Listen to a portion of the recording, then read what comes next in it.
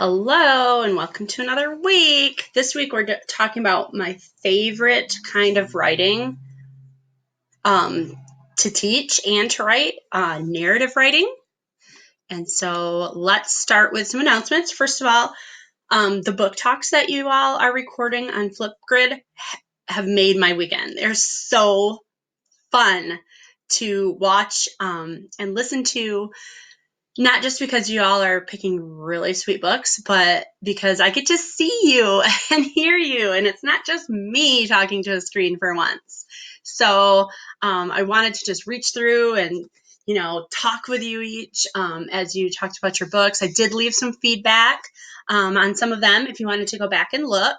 So yeah, they've been really good. I put grades in for the ones that I got through yesterday. And for anybody who posted yet today, I'll go through those again later this week and get those in as well. Literacy narratives will be due, the final drafts will be due on October 25.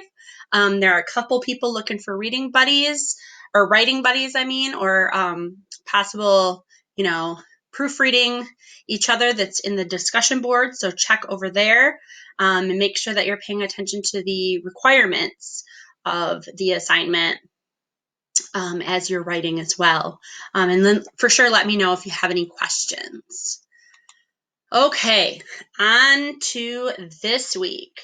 So we're wrapping up teaching informational writing. One thing that I really noticed as I watched your book talks was that you all were catching on that in some of the different writing genres, there are traits. I don't want to say they're more important, but they're something that are really key to that particular type of writing. And most of you, I noticed, talked about organization for informational writing, and you are exactly right. We had a good variety of how-tos, of there was cause effect, some compare and contrast, some that were defining, formatting. The format or the presentation is also very important to the type of informational writing to help make the reader comfortable with the writing. So a lot of you keyed in on that, and that was really great. I wanted to say, if you haven't watched each other's book talks, you should do that because they're great and you're definitely going to learn some things. Some of you even talked about like different assignments you might use with each mentor text, and I thought that was really cool. So for some ideas, definitely watch each other's as well. So this week, we're going to be looking at narrative writing. So you're going to find two narrative mentor texts and add them to the mentor text list, and then do a book talk for each of them on Flipgrid. Again, I put mine up there on Miss Rumphius, which is a favorite in this house. So hopefully you'll find that one cute too. Then we have articles of the week, numbers 7 and 8 that have been posted. So you should write a response to each of those. And Hunter and Danielle are in charge this week of finding our articles for next week, which will be 9 and 10. And then I have the interview up with Mrs. Dawn Mast, fifth grade teacher at Pinewood Elementary in West Ottawa.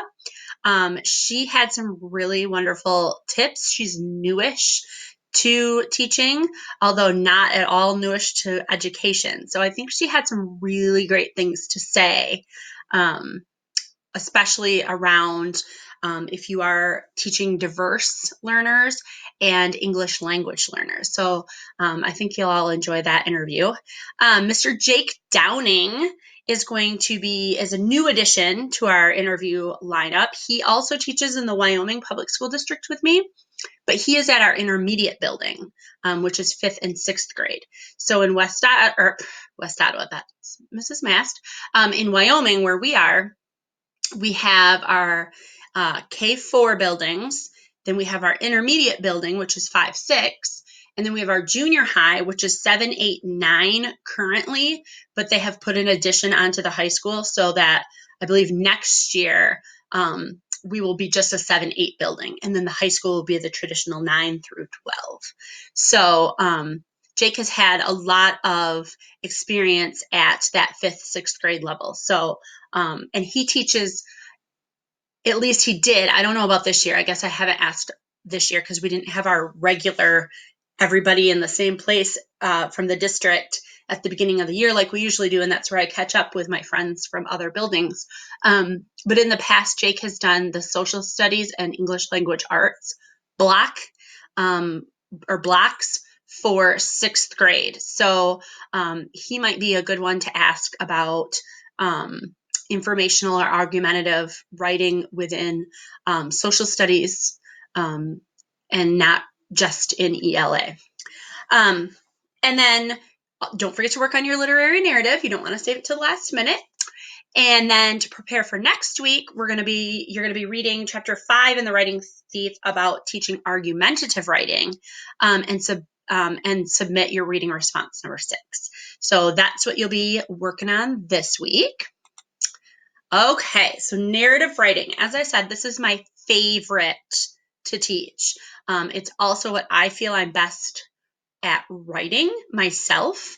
And I wanted to show you, again, like I did with informational writing, I wanted to show you the span from kindergarten to 6th grade and what that looks like. So in kindergarten, it says use a combination of drawing, dictating, and writing to narrate a single event or several loosely linked events. Tell about the events in the order in which they occurred and provide a reaction to what happened. So that's the very basis of a narrative, right? We have chronological order that we're teaching students, and they should all, be part of the same event or series of events, and they should provide some sort of reaction to how they felt about what happened. I can tell you now that all of my children have gone through kindergarten, and my youngest is actually in kindergarten right now, there is a lot of practice with retelling stories, simple stories. Like they make lots of little storyboards in kindergarten to practice this, and then this, and then this, and it ended with this. Another good way to do it with writing, drawing, but the dictation, I think sometimes people forget, but with all of the tech tools that we have now, things like Flipgrid and Seesaw, kids can talk directly into their device and tell a story that way, or draw a picture and tell the story that goes with the picture. So those are where our youngest learners are starting. From there, all the way through elementary school up through 6th grade, we want to get to where they can write narratives to develop real or imagined experiences. So by this time, they can be writing fiction using effective technique, relevant descriptive details, and well-structured events sequences. And then by 6th grade, we have all the little sub standards underneath that narrative standard. They want to see introducing and establishing a narrator voice, using narrative features like dialogue, and pacing, using transition word and sensory language, and crafting a logical conclusion or resolution. Once we get them up into the middle grades, we start teaching, you remember the plot triangle. I think some people start that as early as maybe 5th grade, but I've noticed that 8th and 9th grade is really the best place to start with that, because those words like inciting incident and rising action tend to get a little bit lost. And I also don't feel like those labels are all that important at that younger age, but they do become more important when they get into the secondary for literature analysis, as well as writing their own narratives. So why narrative writing matters. Storytelling is how we make connections with and bear witness to the events of others. Most students connect with what they read. They connect most with narrative writing style. There is a reason why fiction is is more widely read than nonfiction, even though a lot of nonfiction is also narrative, right? Memoirs are narrative. Those tend to be the most read. Nonfiction, we connect with stories. We connect with listening to experiences of others. We, as people, look for that connection, that sameness, while learning about differences. And I think narrative writing is a key way for learning for students. I liked this on page 91 of your reading for this week. The author said, fiction is the thinker's laboratory, the place where life is explored and considered.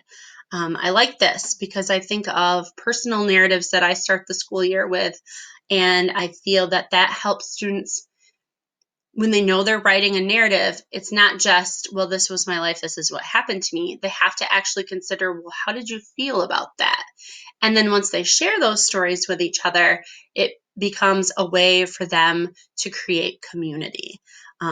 They find likeness and sameness with each other, but they also see each other's differences in a very beautiful way that can create empathy, like I think informational and argumentative writing maybe lacks. Or if you're reading something informational or argumentative that does create an empathy link to you as a reader, it's usually because there's an element of narrative in it. Narrative is where we think. Okay, so as I said with informational writing, there are certain traits that are really, I don't want to say more important in certain genres, but they're very key to a successful writing in that genre. So I think for narrative, I would say ideas is definitely one of those. In 20 years of teaching, I have read some really, really bad narratives that maybe the student had a good idea, but they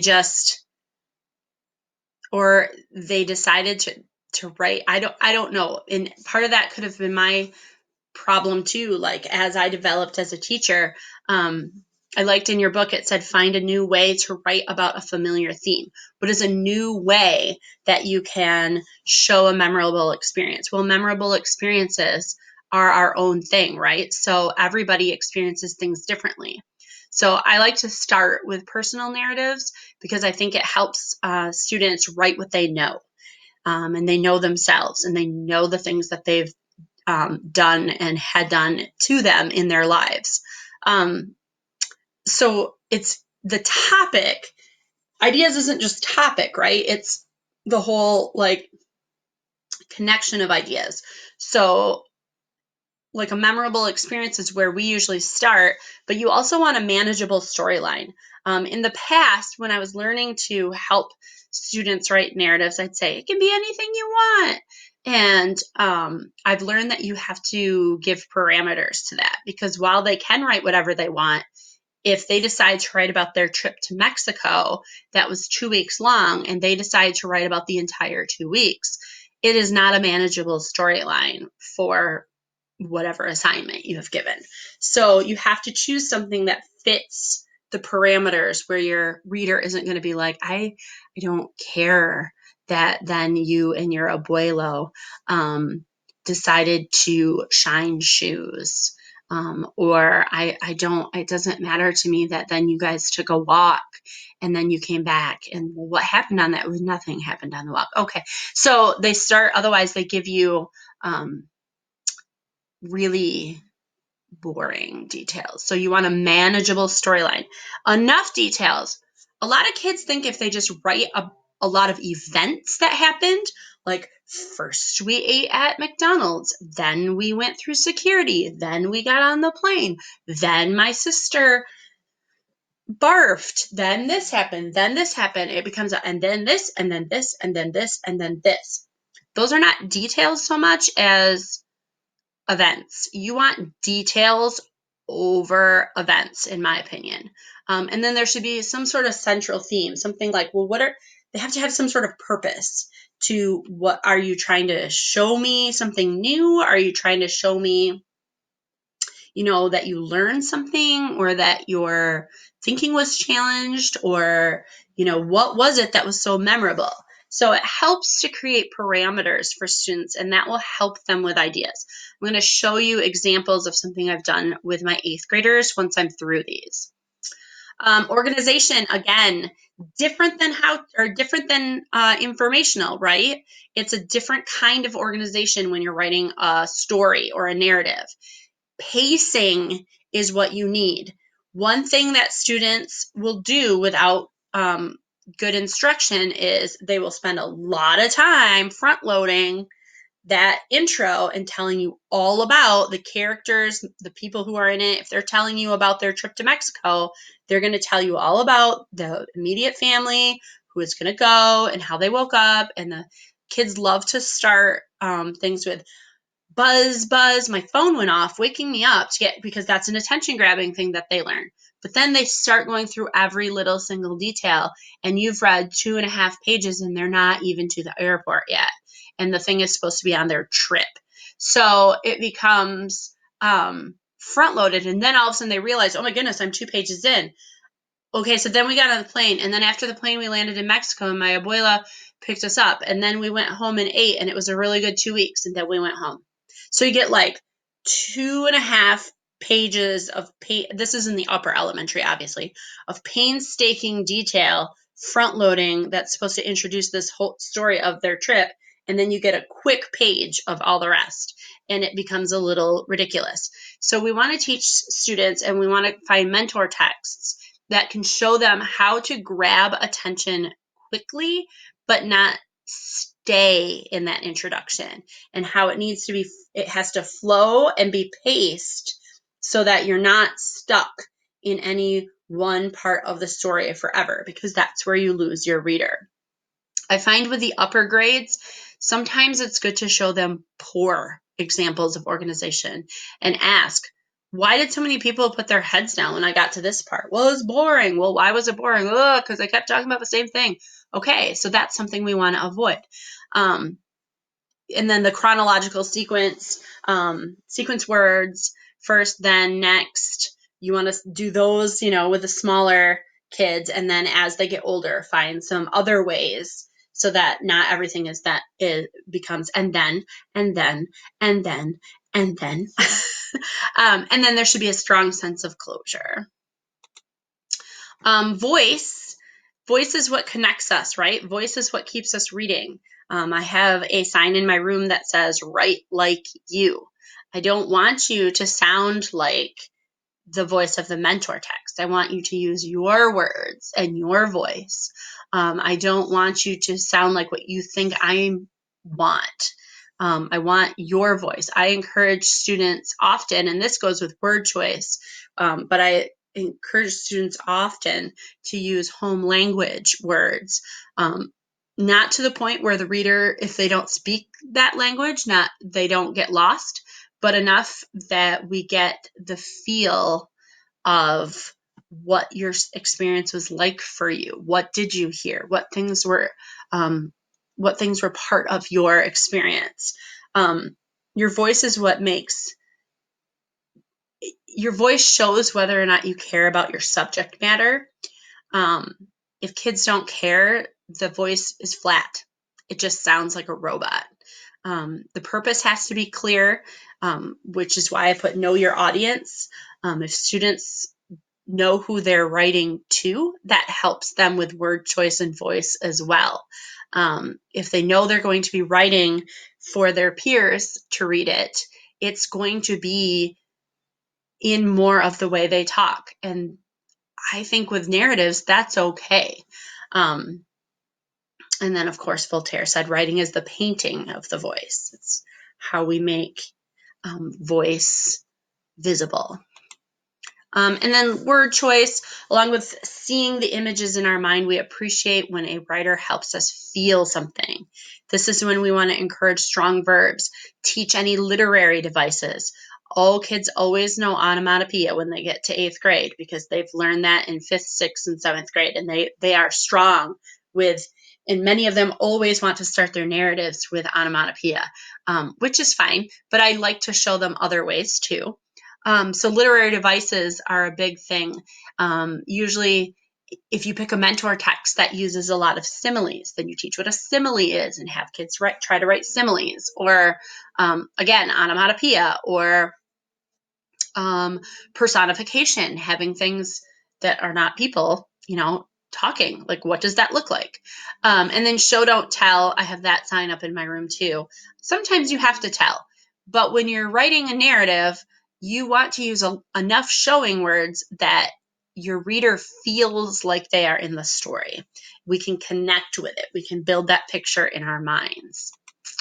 All right, so this is one thing. Yes, that is me. This is one, where can I put my face? Up here. So this is one thing that we're doing in my class right now with my 8th graders. We are doing 100-word memoirs. And I have students read a number of mentor texts. And for mentor texts, often I will use Instagram, and specifically Humans of New York works nice for this, although those are not usually, but sometimes much longer than 100 words. But it still helps them get the picture of what I'm looking for.